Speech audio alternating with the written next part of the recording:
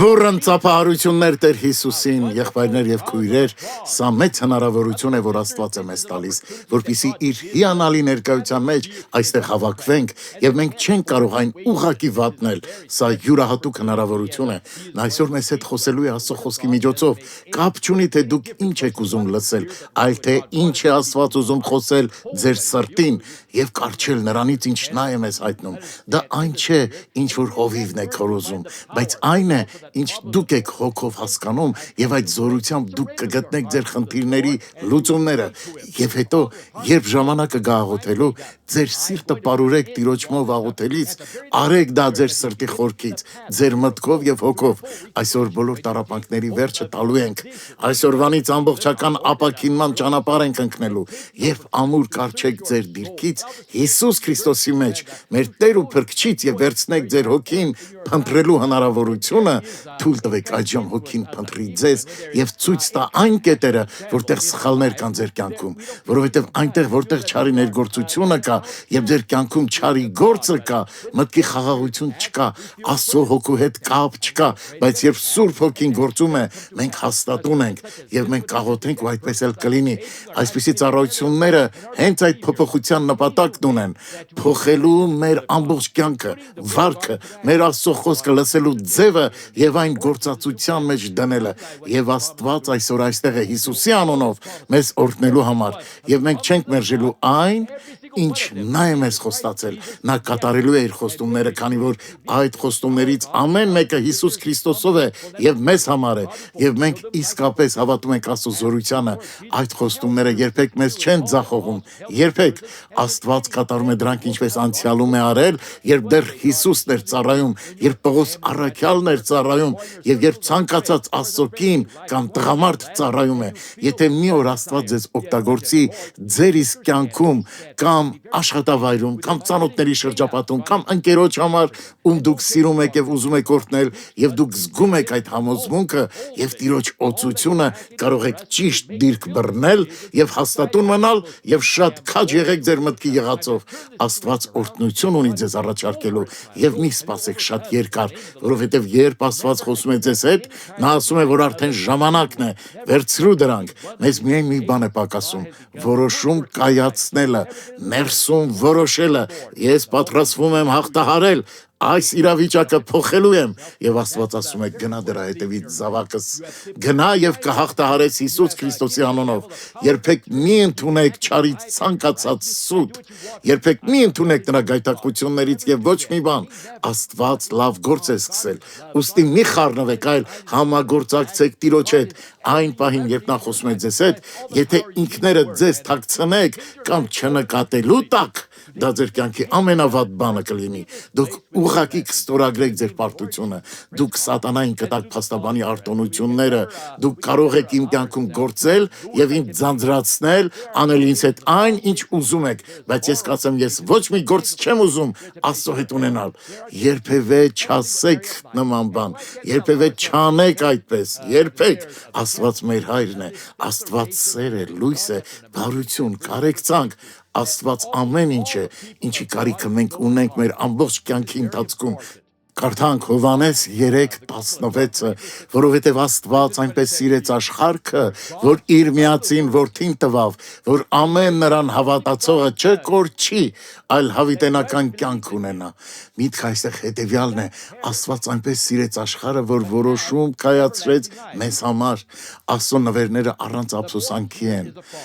Ոչ մի տար չկա այն մասին, որ նա զղջացել է։ Այն որոշումը, որ նա կայացրեց այստեղ, այն է, որ նա սիրեց աշխարհը, յուրաքանչյուր մարդու կնոջ եւ նա այնքան ուժեղ սիրեց, որ տվեց իր միածին որդուն։ Նա գիտեր, թե ինչ է այդ զոհաբերությունը նշանակելու։ Նա տառապելու էր ահավոր մեր փոխարեն, մեր տեղը մահանալու էր, ուշադրություն դարձրեք սրա վրա։ Նա տառապելու էր այս խնդրով, այն խնդրով, որ դուք հիմա տառապում եք։ Այդ խորը վիշտը, խորը ցավը, ֆիզիկական թուլությունը կապ չունի, թե ինչպիսին էլ դրանք լինեն, Աստվածաշունչը անվանում է դրանք այսպես, մեր խաղաղության պատիժը նրա վրա եղավ եւ Հիսուսը տառապեց դրանք ամբողջը այսօր կարիք չկա որ մենք տառապենք դա մի բան է որ արդեն ավարտվել է այն ինչի կարիքը ունենք մենք հիմա դա այն չէ որ այս կամ այն կրոնին հավատանք ոչ էլ այս կամ այն մարդուն բայց նրան հավատանք ինչ Տերը այդ սուրբ խոսքի մեջ է ասում Իսկ նա ասում է նա այնպես սիրեց աշխարհը, նա ինձ սիրեց, որ տվեց։ Հիսուսը հիմա ինձ է պատկանում, նա իմ փրկիչն է, իմ բժիշկը, իմ ազատագրողը, իմ բոլոր կարիքների, ռեսուրսների ապահովողն է։ Երևի նույնիսկ երբեք չենք մտածել սրա մասին։ Տիրոջ անուններից մեկը Եհովա է, Էլ Շադայ, որը նշանակում է, որ Աստված ավելի քան բավարար է ինձ համար։ Այսպիսով նա արդեն տվել է սա ինձ, նա իմն է, ես կարիք չունեմ ինչ իրավիճակում էլ որ լինեմ, թույլ տալու որ չար ինձ նեղի եւ ձանձրացնի։ Օ, բայց դա այդպես չէ, ես իրականում արժանի չեմ դրան։ Ոչ, չի ասում, որ դա նրանց համար է, ովքեր արժանի են դրան։ Նա ասում է, որ սա ամբողջ մարդկության համար է։ Կապ չունի ձեր անցյալական, թե որտեղ եք դուք։ Դուք սովորական մարդկային էակ եք մնացածների պես, եւ եթե որևէ մեկ արդեն հպում է ստացել Աստծո ձեռքից, բժշկվել է, օրհնվել, ազատագրվել, դուք նույնպես կարող եք այդ ամենը ունենալ։ Դուք դրա բոլոր իրավունքները ունեք, կարող եք աստվածային զորությամբ վերափոխվել։ Ախր ինչպես կարող եմ ես չստանալ այս օրհնությունները։ Ես պատրաստվում եմ ճանաչել իմ Տեր Աստծուն, ես պատրաստվում եմ կատարել Տեր Աստծո կամքը։ Հովհաննես 3:16, որովհետև Աստված այնպես սիրեց աշխարհը, որ իր միածին որդին տվավ, որ ամեն նրան հավատացողը չկորչի, այլ հավիտենական կյանք ունենա։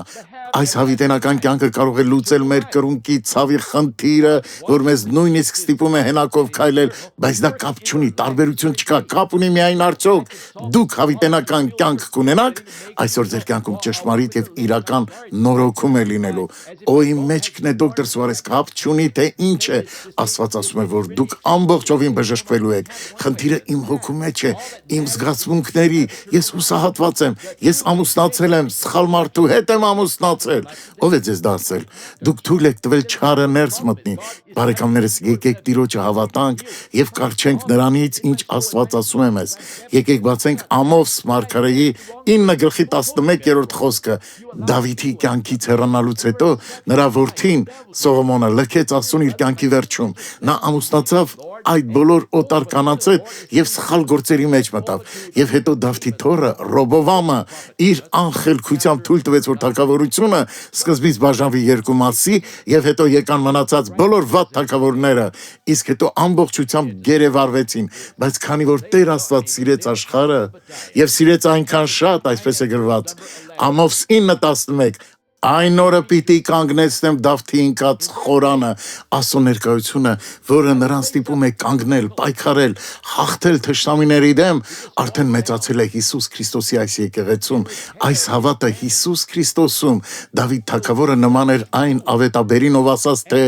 ինչ էր Հիսուսը անելու մեզանից յուրաքանչյուրի համար, Դավիթը ոչ մի պատերազմում չպարտվեց, եւ Աստված արդեն իսկ կանգնեցրել է այս վրանը, այս խորանը, այս եկեղեցին, այս հավատը եւ այն ինչի կարիքը մենք ունենք, դա կամենալն է եւ դրանից ամուր կարճելը։ Այսպիսով, եթե Աստված արդեն կանգնեցրել է, եթե Աստված ինձ սիրել է այդքան շատ, ինչպես կարող է պատահի, որ թշնամին ինձ ոչնչացնի։ Ամովս 9:11 Այն օրը պիտի կանգնեցնեմ Դավթի ընկած խորանը, այն իսկապես ընկել էր, այն մնացել էր առանց որևէ զորության, մինչև այն աստիճան, որ Իսրայելի ժողովուրդը գերեվարվեց,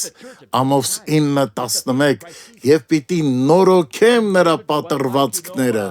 Եթե Աստված գործ է անում, այդ գործը կատարյալ է, քանի որ Տեր Աստված կատարյալ է, սատանան չունի ոչ մի ուժ գալու եւ ձեր կյանքում հարձակում գործելու։ Աստված նորոգել է պատրվածքները, որոնք թույլ էին տալիս չարին գալ, հարձակվել ձեզ վրա։ Դուք պիտի զգաստանաք այս խոսքով, նա կարիք չունի փակելու ճեղքերը, որովհետեւ նա արդեն իսկ դա արել է։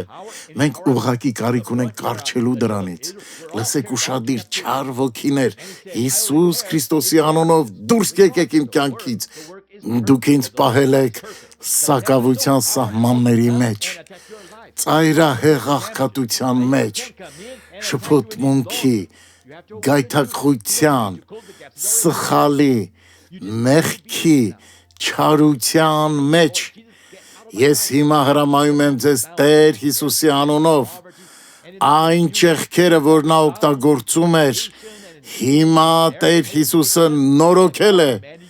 Դուք եք այն մեկը, ով դուռ է բացում չարի համար, բայց նա այլևս իշխանություն չունի մտնելու։ Ամովս 9:11 Պիտի կանգնեցնեմ նրա քանդվածքները, Աստված ուզում է կանգնեցնել ձեզ փոշու միջից։ Դուք եթե այսօր ձեզ զգում եք ծայրահեղված, կորած, ամբողջովին ավիրված, նա ուզում է ոտքի կանգնեցնել ձեզ։ 9:11 Եվ նրան պիտի շինեմ ինչպես վաղեմի օրերումը, վայելել հաջողությունը։ Ամեն անգամ, երբ Դավիթը գնում էր պատերազմելու, ժողովուրդը նրան ուրախացնում էր, քանի որ նա պատրաստվում էր վերադառնալ հաղթանակով։ Ոչ մեկ երբեք չէր սպասում, որ նա կպարտվի, եւ ոչ մեկ երբեք չհիասթափվեց Դավթի պատերազմներից։ Ահա սա է Աստված ուզում անել մեր կյանքում։ Օրինակ, մարդիկ նայում են Արմենին եւ Աննային, ովքեր շատ դժվար ժամանակ են ապրում իրենց կյանքում, բայց գիտեն, որ նրանք հաղթանակով են դուրս գալու։ Դուք կարիք ունեք պատրաստելու հաղթանակը նրանց վերադարձի համար։ Արմեն, Աննա, Աստված այսօր խոսում է ձեզ հետ։ Աստծո զորությունը ձեր որոշմանն է սպասում։ Դե Արմեն, դուք կարող եք, դե Աննա, արեք դա։ Դուք Աստծո մարդիկ եք, դուք կարող եք հաղթահարել, Աստծո գործին փառք բերեք, որովհետև Աստված այնպես սիրեց աշխարհը, նա երբեք չի քչացնի իր սերը։ Հիսուսը հիմա մեզ է պատկանում, նրա անունը մեր շուրթերին է հիմա,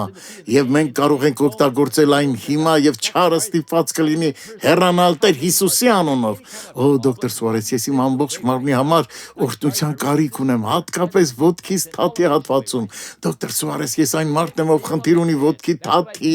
կրունկի կամ այլ հատվածում։ Ձեզանից քանիս ունեն խնդիրներ ու կուզենան ազատվել դրանցից։ Դոկտոր Սուարես, ես կարիք ունեմ այս ոտքի կանգնեք, ես ամբողջ տառապանքը հեռու կվանեմ ձեզանից Հիսուսի անունով։ Այսօր դուք պիտի կտրուկ որոշում կայացնեք։ Խոնարհեք գլուխները, փակեք աչքերը, Հայր, խնդրում եմ, կանգնացեմ քո առաջ Տեր Հիսուսի անունով։ Ես գիտեմ, որ այս սերը աննկարագրելի է։ Այն կարելի է միայն նկարագրել մակերեսորեն, քանի որ բառերը չեն հերիքի այն նկարագրելու համար, որ կարողանան ցույց տալ, թե ինչքան մեծ է քո սերը։ Մարդիկ չունեն այդպիսի սեր, որպեսզի այն նկարագրեն, այն իրական է, այն ինձ հասել է եւ հասու է ցանկացած տղամարդու եւ կնոջ։ Այս խնդիրները, չնայած դրանք իսկական չեն, Տեր, բայց հայտնվել են այդպիսին, հիմա հեռանալու են։ Եվ ես հիմա խնդրում եմ քեզ, Տեր, արի հենց այս վարքյանին, արի քո կրակով, վառիր բոլոր տառապանքները այս մարդկանց կյանքերից, բժշկիր այս կրունկը հիմա, կանգնեցրու այս մարդկանց հիմա, Աստված մեր դու նրանց ամբողջովին նորոգելու ես, այս մարդիկ իսկական մարդիկներ են, Տեր Աստված, ես միանում եմ իմ հավատով այս մարդկանց հավատին, Տեր Հիսուսի անունով, եւ կաթվածահար եմ անում բոլոր գործողությունները, Հիսուսի անունով, շնորհակալ ենք Հիսուս։ Նայեք ինձ հիմա բարեկամներս, մի նստեք, եթե դուք ոտքի, կոճի, կրունկի կամ այդպիսի ցավ ունեիք, արեք այն, ինչ չեք կարողանում անել։ Դոկտոր Սուարես, ես չէի կարողանում ձեռքս բարձրացնել, ես նույնիսկ չէի կարողանում երազել այսպես անելու մասին։ Արեք դա հիմա։ Ես չէի կարողանում ձեռքս վերև բարձրացնել կամ իմ վիզը թեքել, այն իսկապես ցավում էր։ Իմ հոգին շատ տրտմած էր, ճնշված։ Իսկ հիմա ես լցված եմ մեծ ցնծությամբ։ Ես լիովին նոր մարդ եմ։ Ձեզանից քանիսը օրհնություն ստացան։ Եկեք լսենք մի քանի վկայություն, որ հաստատվի, որ նրանք բժշկվել են։ Խոսեք քույրս։ Լսում եմ քույրս։ Ես գլխացավ ունեի եւ ոտքի ցավ։ Իսկ հիմա ինչ պատահեց։ Հիմա լավ եմ։ Իսկ դուք եղբայր։ Ես պարանոցի ցավ ունեի, չէի կարողանում վիզը շարժել, բայց հիմա բուժվել եմ։ Ինչքան ժամանակ է։ 4 տարի կլինի։ Ամեն, փառք Աստծո։ Դիմացի կինը խնդրեմ։ Ոտքերս ուռած էին, իսկ հետո հարազատիս մահից հետո ես երբեք ուրախ չեմ եղել, միշտ տխուր էի, բայց Եվ ինչ պատահեց։ հիմա լավ եմ զգում ինձ, փառք Աստծո։ Հիմա լավ եք։ Այո, Աստված հանել է ամբողջ տխրությունը։ այո, հիանալի եմ զգում։ Ո, փառք Աստծո։ Դուք քույրս ինչ էր եղել։ Դա իմ ոտքի կոչն էր, երբ դուք ասացիք աղոթքը, ես բռնվեցի այդ օրհնությունից։ Կրունկի մեջ էր ցավը։ Արդեն 1 տարի այդ ցավը ունեի։ Հիմա վերացել է։ Այո, փառք Աստծո։ Ինչքան ժամանակ կլինի։ 5-6 տարի։ 5-ից 6 տարի ամեն ինչ անցել է։ Հիսուսի անունով Բաց անցել։ չկամբում։ Ինչ էր պատահել։ Ես գլխացավ ունեի, գլուխս պայթում էր։ Անցել է, փառք Աստծո։ Անցել է արդեն։ Իսկ դուք ինչ էր եղել։ Թազիվ եմ եկել այստեղ, որովհետև երկու ոտքիս մեջ տենդինիտ ունեմ։ Ոտքերս ամբողջովին քարացած էին, բայց հետո ես եկա այստեղ, ամեն ինչ անցավ։ Ո, փառք Աստծո, ինչքան ժամանակ էր։ Օ, ավելի քան 5 տարի։ Աստված բարի է, փառք Ամեն, նրան փառք ամեն ինչի Աստծո։ համար։ Երբ Աստված գործում է, գործը համարեք արված։ Այնտեղ հետևում ինչ էր պատահել։ Ձերքս ահավոր ցավում էր, չէի կարողանում նույնիսկ ծափ տալ։ Այո, անցել է։ Հիմա անցել է։ Այս մասում մեկը կարով պարանոցի խնդիր ուներ։ Ինչ էր ձեզ պատահել քույրս։ Ես բազմաթիվ ոտքի խնդիրներ ունեի եւ մի կերպ էի կարողանում քայլել, որովհետեւ ոտքս վառվում էր, բայց նրա շնորհիվ Անցել է ամենը։ Այո, անցել Ինչ է։ էր ձեզ պատահել։ ես մատի խնդիր ունեի, արդեն 3 ամիս կլինի, որ չէի կարողանում մատս շարժել, բայց հիմա Ինչու։ Չգիտեմ, բժիշկը ռենտգեն հետազոտություն արեց, բայց այն ոչինչ ցույց չտվեց, սակայն չէի կարողանում շարժել։ Չէր ծալվում։ Այն այտուցված էր, չէի կարողանում շարժել։ Ցավում էր։ Անցել է, փառք Աստծո։ Ամեն, փառք Աստծո, սա մեծ հրաշք է։ Իսկ այն քույրը։ Ոտքիս կոչն էր, այն ուժեղ ցավում էր եւ ես հավատում եմ, որ Աստված օգտագործեց ձեզ ինձ բժշկելու համար։ Ցավն անցել է, փառք Աստծո։ Կարող եք հավատալ, որովհետև Աստծո զորությունը հրաշքներ է գործում։ Քույրս Ուսերս չէի կարողանում նույնիսկ գլուխս հետ տանել։ Աստված բժշկել է ձեզ։ Հիմա լավ եմ, փառք Աստծո։ Քույր լսում եմ ձեզ։ Անցած շաբաթ իմ ազդրերը բժշկվեցին, իսկ այսօր իմ կրունկը։ Նաև իմ ընկերոջ մասին վկայություն ունեմ տալու։ Անցած շաբաթ նա գերեզմանատուն էր գնացել, քանի որ ամուսինը մահացել էր։ Մի քանի օր անց նա շարունակ լացում էր եւ լացում, քանի որ ինչին որ ձեռք էր տալիս, տարօրինակ հոտ էր առնում։ Մահվան հոտ։ Նա ոչինչ չէր անում բացի լացելուց։ Նա ավլում էր իր բակը եւ լացում։ Երբ ես մտա, տեսա դա։ Ես եկեղեցուց մեկ այլ քրոջ հետ էի։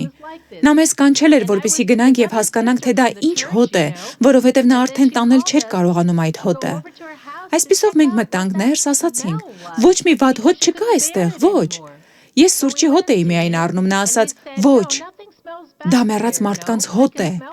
Նույնիսկ իմ մարմնից էր այդպիսի հոտ գալիս, այլևս չեմ կարողանում տանել այդ հոտը։ Արդյոք դա նրա երևակայությունն էր։ Այսպիսով, երբ մենք արդեն գնում էինք, ընկերս ասաց, որ ճաշ կպատրաստի մեզ համար, մենք դուրս գալու վրա էինք, բայց Աստված ինձ ասաց աղոթել գնալու փոխարեն։ Ես ասացի մյուս քրոջը, որ ներս գնանք նորից եւ աղոթենք նրա համար։ Այսպիսով մենք աղոթեցինք եւ կշտամբեցինք այն ամեն վատ բաները, որ կային իր տան մեջ։ Աղոթքից մոտ ժամ ու կես հետո իհարկե։ Նա ասաց, որ այլևս այդպիսի հոտ չի գալիս իր տնից։ Ո, հիանալի է, ծափահարենք Տեր Հիսուսին։ Աստված օգտագործել է քույրերին։ Վերևում լսում եմ։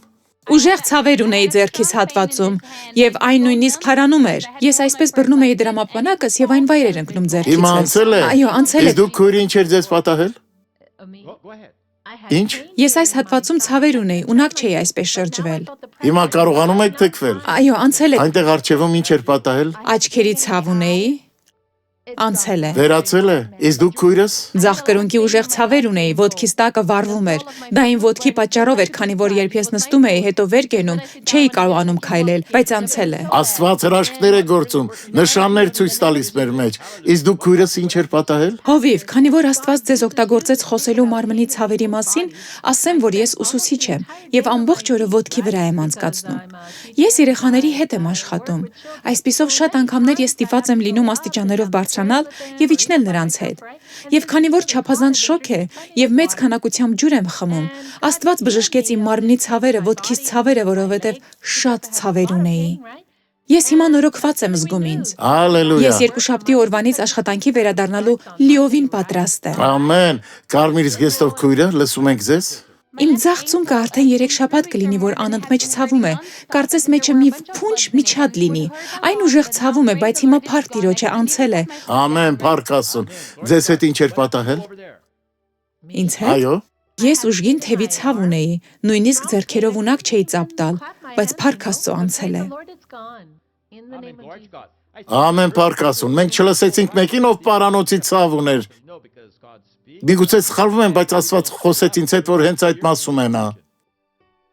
Դոկտոր Սուարես, դա ես էի։ Ամաչում էի, բայց Աստծո փառքի համար Իսկ կասեմ։ ինչու չէիք վկայում այդ մասին։ Ֆիզիոթերապիայի եմ մասնակցում։ Եվ հետազոտության արդյունքում պարզվեց, որ ես թևիս նյարդի բորբոքում ունեմ, իսկ ոսկորը կարծրացած է։ Այնպիսի ուժեղ ցավեր ունեի, Հիմա լավ եք բայց ձեզ հիմա զգում։ Փառք Աստծուն անցել է։ Փառք Աստծուն, ես շատ ուրախ եմ դա լսելով։ Ցավոք այլևս ժամանակ չունենք շատերին լսելու։ Դուք էլ լավ խոսեք։ Ես աջ ուսիս հատվածում ցավեր ունեի, արդեն մի շաբաթ է, բայց անցել է, ամեն։ Հիմա բոլոր այն մարդիկ, ովքեր բժշկված են, բարձրացեն իրենց ձեռքերը, որ շնորհակալություն հայտնեն Տիրոջը։ Ծափահարենք Հիսուսին մեր ամբողջ սրտով։ Կարող եք նստել։ Միացրեք իրական կյանքի պատմությունը, խնդրեմ։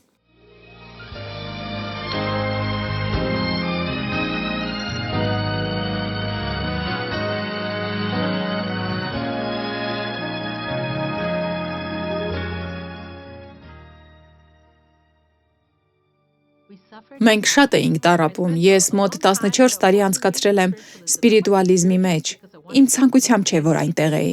Ես բաներ էի տեսնում, ոչ թե որովհետև ուզում էի տեսնել։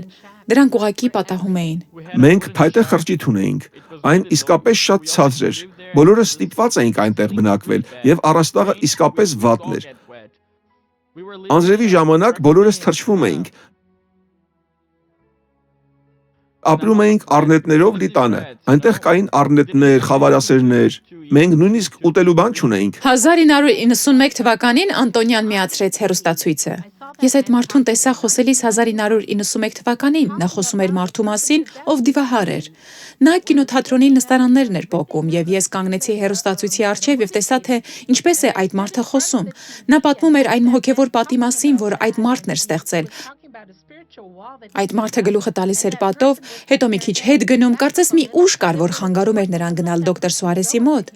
Խոսողը դոկտոր Սուարեսն էր։ Այդ պատմությունը մնաց իմ սրտում, ես մտքումս ասացի, որ եթե այդ մարդը ազատագրվել է, մի օր Աստված ինձ էլ կազատագրի։